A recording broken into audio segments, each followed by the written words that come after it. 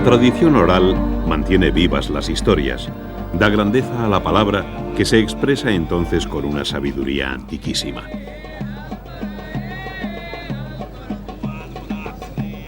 La memoria es el mejor de los cofres para conservar el pasado.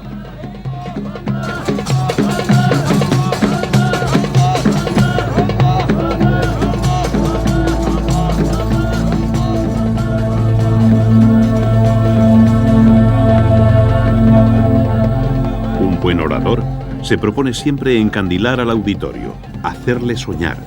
A cambio solo pide unas monedas. De la necesidad de fantasía de la gente vive Mohamed Bariz, uno de los últimos juglares del mundo, que recita sus cuentos en la plaza Jimá al-Fna de Marrakech.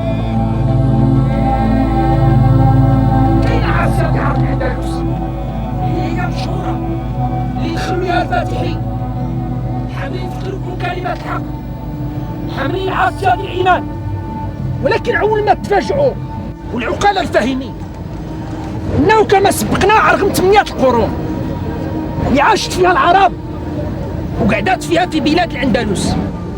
لازلنا عاصيادين نذكروا على الدوام وعلى طول السنين والأعوام. هذه اسم عاصياد البلد وهو الرائع، بلاد الأندلس.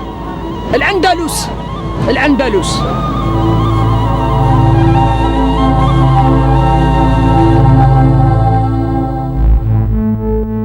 Se conoce con el nombre de Al-Ándalus a los territorios que los musulmanes ocuparon en la península ibérica. Esta etapa se prolonga a lo largo de 800 años, desde principios del siglo VIII hasta finales del XV. La extensión de Al-Ándalus varió con el tiempo y a medida que los reinos cristianos fueron avanzando desde el norte.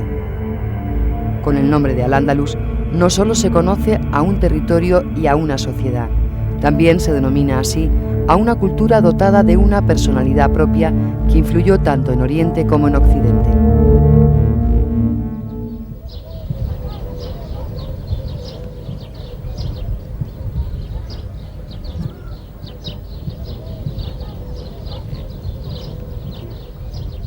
Casi se podría decir que la historia de Al-Ándalus se inició en algunas de estas llanuras por las que corre el río Guadalete, cerca de Arcos de la Frontera. Hace casi 13 siglos, el año 711, tropas musulmanas cruzaron el estrecho de Gibraltar para penetrar en la península ibérica. Aquí los ejércitos musulmanes derrotaron al ejército visigodo. Las tropas del Islam estaban compuestas en su mayoría por bereberes norteafricanos y por algunos soldados árabes mandados por Táriq. Mucho se ha especulado sobre la facilidad con que un pequeño ejército pudo conquistar en muy poco tiempo toda la península ibérica. Se dice que los invasores contaron con la ayuda de un noble visigodo, el conde Don Julián, gobernador de Ceuta. Otra tradición cuenta que en Toledo existía una casa con 24 candados, colocados allí por los 24 reyes godos. Ninguno de estos reyes se atrevió a entrar, excepto el último, Don Rodrigo.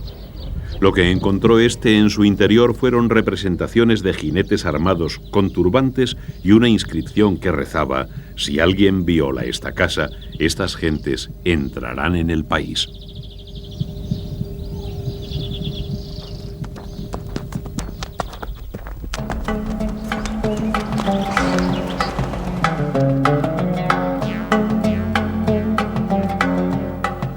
Al margen de la leyenda, lo cierto es que para la victoria los conquistadores se sirvieron de los caballos árabes y bereberes que trajeron. Posteriormente, dichos animales, mezclados con caballos autóctonos, dieron lugar a una nueva raza, la del caballo español.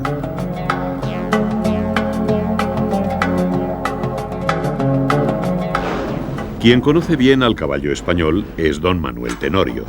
Lleva toda una vida dedicado al cuidado de esta raza. Muchos de los mejores ejemplares de caballo español han pasado por sus manos. Esta mañana le toca preparar a Nebulón.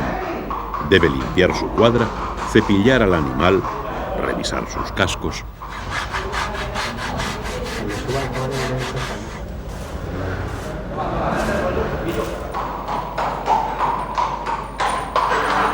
Nebulón es un bello ejemplar de pura raza española. Se encuentra en la Real Escuela Andaluza de Arte Ecuestre, situada en Jerez de la Frontera, una institución que se encarga desde hace siglos de mantener la pureza de la raza española. El caballo español es uno de los más inteligentes que existen. Además de considerablemente noble y resistente, es famoso por la belleza de su estampa y por su magnífica predisposición para la doma.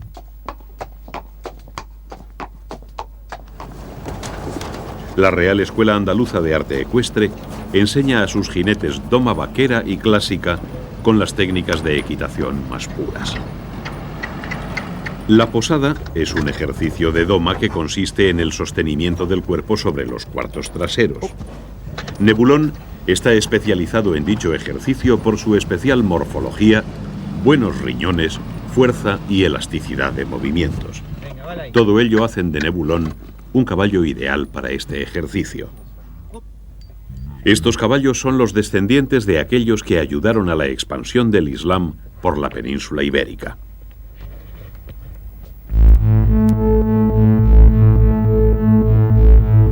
En solo unos pocos años, los ejércitos musulmanes se hacen con el control de un enorme territorio que, además de toda la península ibérica, incluye también el nordeste de Francia.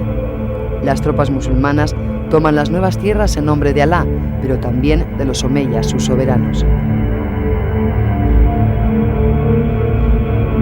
Al-Ándalus es un valiato o provincia del imperio de los omeyas. El imperio se extiende de oeste a este entre la península ibérica y el río Indo y tiene su capital en Damasco. Este inmenso territorio acepta como única autoridad política y religiosa al califa omeya. El avance del Islam es frenado en el año 732 en la batalla de Poitiers en Francia. Comienza así la que ha sido llamada Reconquista.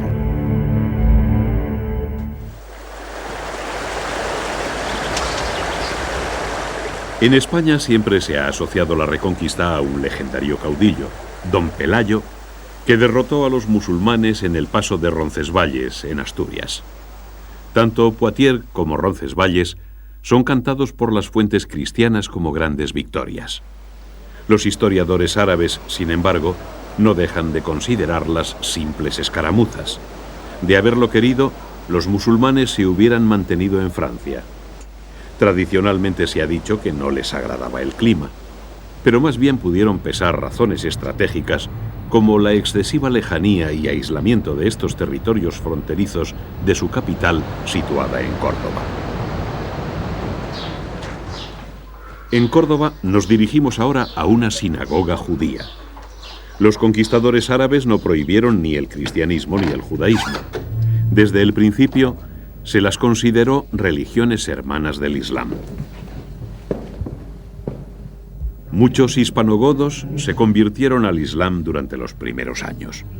Son los llamados muladíes, cristianos conversos a la fe musulmana, que la mayor parte de las veces cambiaban de religión solo para librarse de los impuestos. Estos musulmanes nuevos eran despreciados por los musulmanes viejos, los árabes y bereberes que habían conquistado la península.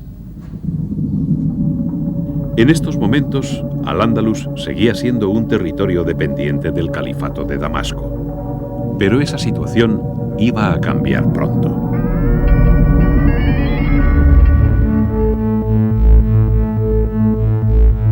La suerte de Al-Ándalus iba a cambiar a raíz de un hecho sangriento ocurrido en Damasco. En el año 750 se produjo la rebelión de los abbasíes, que derrocaron a los omeyas. Es el final de 90 años de gobierno. Los abbasíes cambian la capital y se trasladan a Bagdad.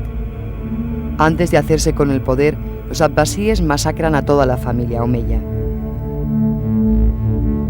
De la matanza consigue escapar el príncipe Abderramán, quien para salvar la vida decide huir lo más lejos posible, a Al-Ándalus. Durante el año 755 desembarca en las playas de Almuñécar.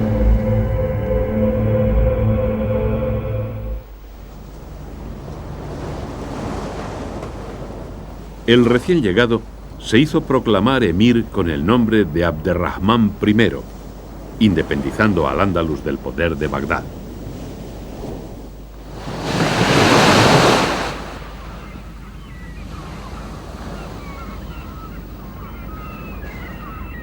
Abderrahmán I no se atrevió a desafiar la autoridad religiosa ostentada por el califa abasí de Bagdad. Ese paso hubiera sido demasiado atrevido. Sin embargo, la ruptura política con Oriente supuso la independencia de Al-Ándalus y sentó las bases para una cultura andalusí propia.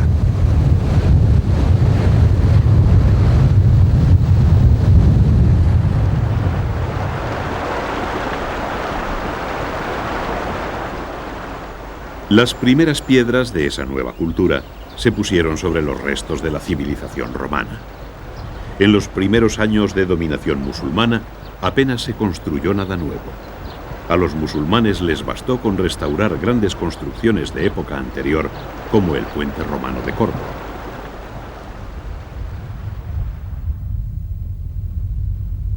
También mejoraron los sistemas de canalización de aguas de las antiguas urbes romanas. Los conquistadores pusieron especial interés en aprovechar las termas romanas. El baño árabe, o hammam, copia con ligeras variaciones el sistema de las termas. Aún se conservan restos de baños árabes como estos del Palacio de Villardompardo de Jaén.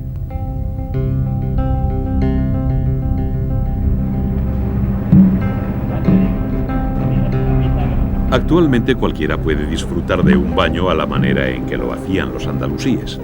En Granada han sido abiertos recientemente unos baños que recrean el ambiente y la estructura del hammam árabe.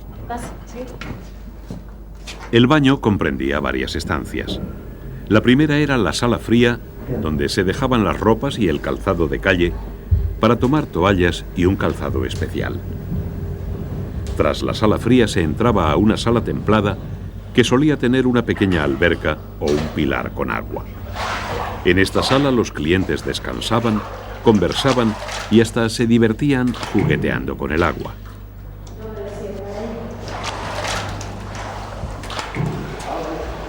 Por último, los bañistas pasaban a la sala caliente, donde las altas temperaturas abrían los poros y limpiaban la piel. En todas las salas solía haber habitaciones contiguas donde los bañistas recibían masajes o tomaban baños de vapor.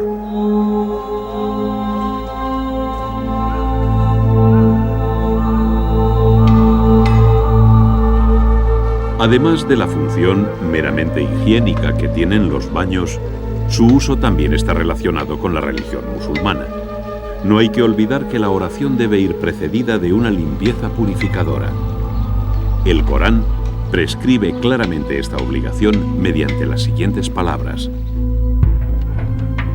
Cuando os dispongáis a hacer la plegaria, lavad vuestras caras y vuestras manos hasta los codos.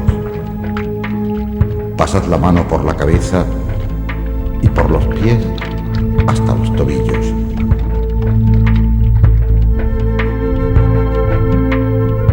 Una vez purificado por el agua, el musulmán ya puede entrar a la mezquita para orar.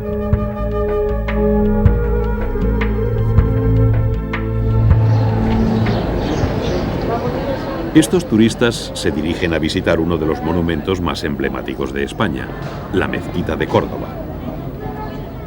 Es esta la mayor obra realizada por los omeyas de Al-Ándalus. En su tiempo fue el más grande templo hispano-musulmán y una de las mezquitas más importantes del mundo, hasta que los cristianos tomaron Córdoba y la convirtieron en su catedral. La Mezquita de Córdoba es una de las grandes obras del arte islámico y se ha convertido en símbolo de la arquitectura andalusí. El rasgo que mejor identifica a la mezquita cordobesa son sus originales arcos de herradura superpuestos, fabricados con dovelas rojas y piedras blancas y decorados con estuco labrado. Estos arcos fueron tomados por los musulmanes de la arquitectura visigoda.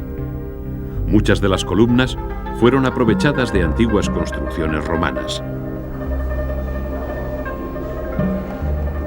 A diferencia de la iglesia cristiana, la mezquita no es la casa de Dios, sino simplemente el lugar donde se le ofrece la oración. Además, es frecuente que las mezquitas sirvan como centros de enseñanza religiosa e incluso de otro tipo de materias. La mezquita es también el lugar donde los cadíes o jueces reciben a quienes piden justicia. La parte principal de una mezquita es la sala de oración, donde los fieles han de postrarse en el suelo para elevar sus plegarias. La oración se dirige hacia un muro llamado Qibla, donde se sitúa el mihrab. El mihrab debe estar orientado hacia la ciudad santa de la Meca. La mezquita tiene también un patio donde siempre se encuentra el agua necesaria para las abluciones. Dominando todo el edificio se erige el alminar.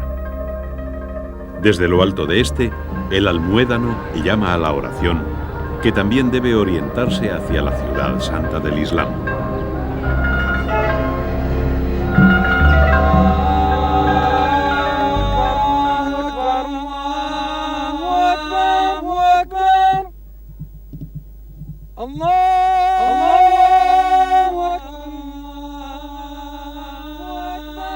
Cuando Abd al-Rahman I miraba hacia Oriente, no solo era para cumplir con sus oraciones. A veces su corazón le hacía volverse en esa dirección con añoranza, recordando la tierra en la que había nacido, Damasco. Su nostalgia era tal que hizo construir una finca de recreo a la que llamó Ar-Rusafa, con idéntico nombre a otra que el emir conoció siendo joven en Damasco. En esa finca existía una palmera a la que el emir dedicó una poesía que destila ese mismo sentimiento de añoranza. Dije entonces, se parece a mí, pues vivo también en un exilio lejano y separado por una gran distancia de mis hijos y mi familia. Has crecido en un país extraño y ambos estamos exiliados, lejos de casa.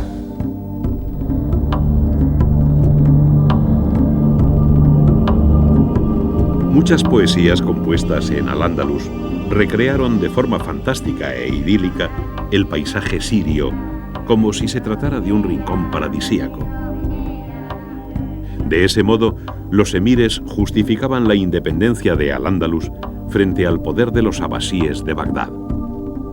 Esta rivalidad de los omeyas cordobeses con los abasíes no impedía que en Al-Ándalus se admirase todo lo que provenía de la corte de Bagdad.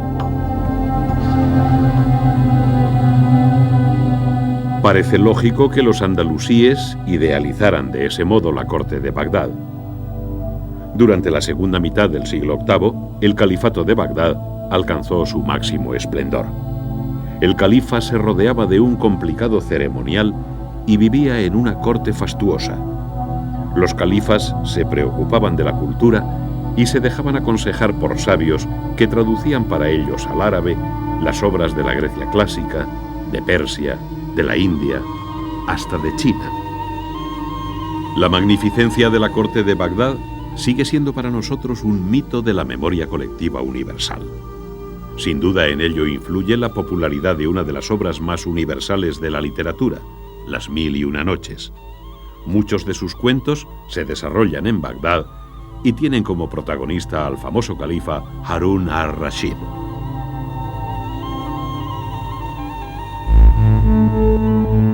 Harún al-Rashid reina en la época del máximo esplendor del califato. Mantiene relaciones con todos los soberanos del mundo. En Bagdad se producen los mayores avances de la época, no solo desde el punto de vista científico, sino también cultural.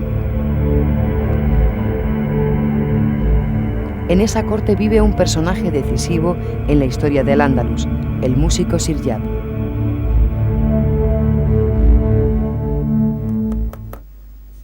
Siryab hubo de huir de Bagdad cuando su propio maestro, envidioso de su talento, conspiraba contra él.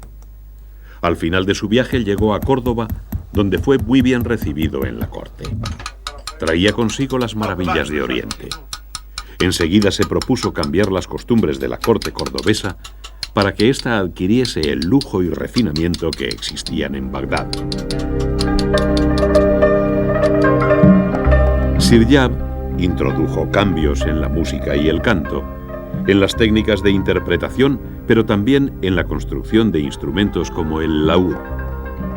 Estableció asimismo un calendario de la moda, aconsejando el uso del color blanco en verano, los colores variados en primavera y los tonos pardos para el otoño y el invierno.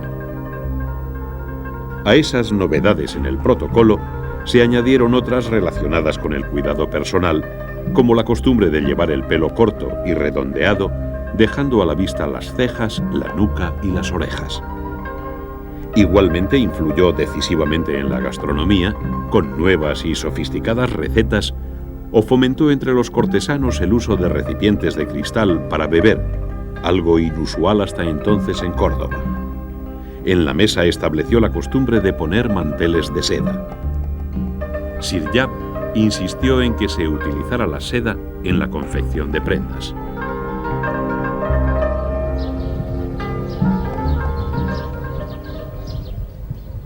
Nos encontramos en la localidad granadina de Alhama. Nos dirigimos a un taller de costura. Queremos ver cómo es confeccionado un velo de novia utilizando hilo de seda blanco.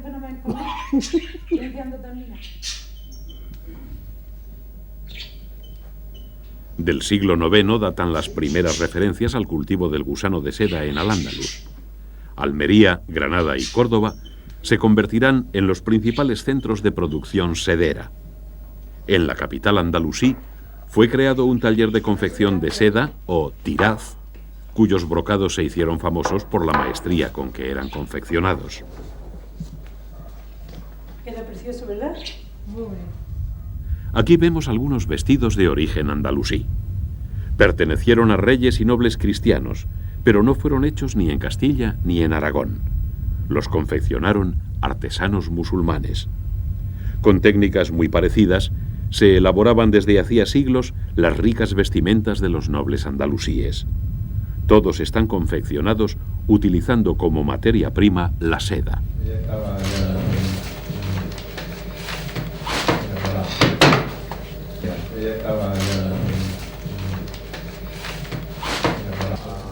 El origen de la seda está en China y se remonta a varios miles de años antes de la era cristiana. Por entonces era un distintivo del emperador y de la nobleza china. Con la popularización de su uso entre la población, llegan también las primeras exportaciones. La seda fue llevada a Europa por los ejércitos de Alejandro Magno. Luego pasaría a Roma. Sin embargo, fuera del lejano Oriente, nadie conocía el secreto de la fabricación. Hubieron de ser los árabes quienes difundieron el cultivo del gusano de seda en el Mediterráneo. Si yo esta noche me tengo que tirar hasta la noche aquí cogiéndolo y poniéndolo en las matas. Hombre, estos están ya hilahores. Si los dejo, gastan S.A. y no trabajan.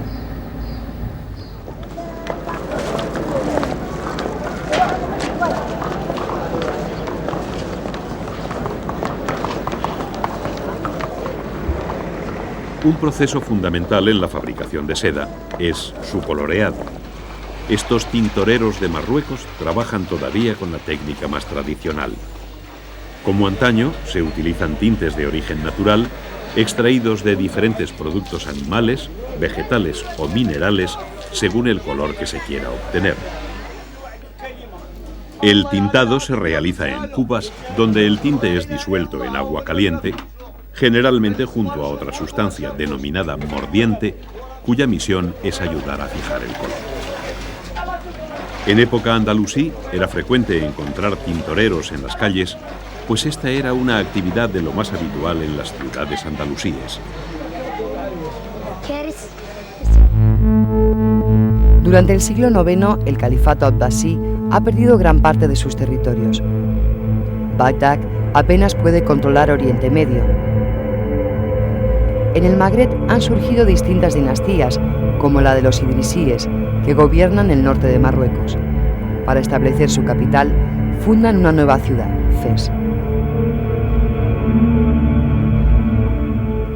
Mientras, en Al-Ándalus, tiene lugar una grave revuelta. Miles de rebeldes son expulsados de Córdoba y se refugian en Fez.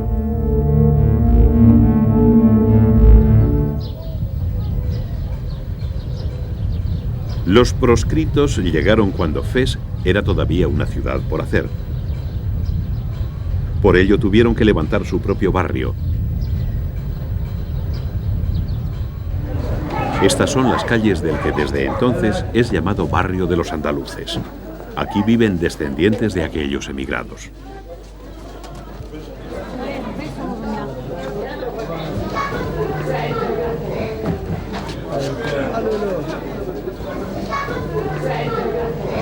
Hoy, el barrio de los andaluces sigue conservando su particular personalidad. A los andalusíes de los tiempos del Emirato se unieron más tarde otros muchos, llegados en épocas distintas, pero igualmente identificados con el país que habían dejado al otro lado del mar.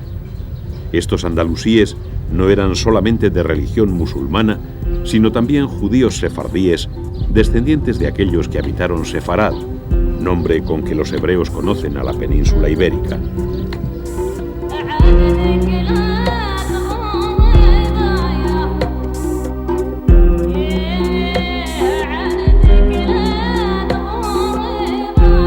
A finales del siglo IX, una serie de rebeliones hicieron perder a los emires andalusíes el control de la mayor parte del emirato.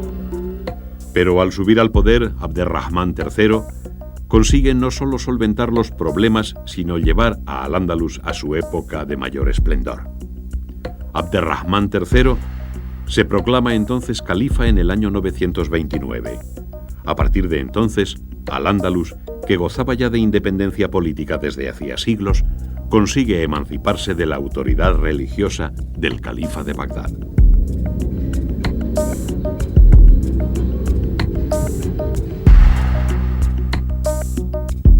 De esta forma termina un periodo de la historia andalusí, el Emirato, y da comienzo otro más glorioso, el Califato.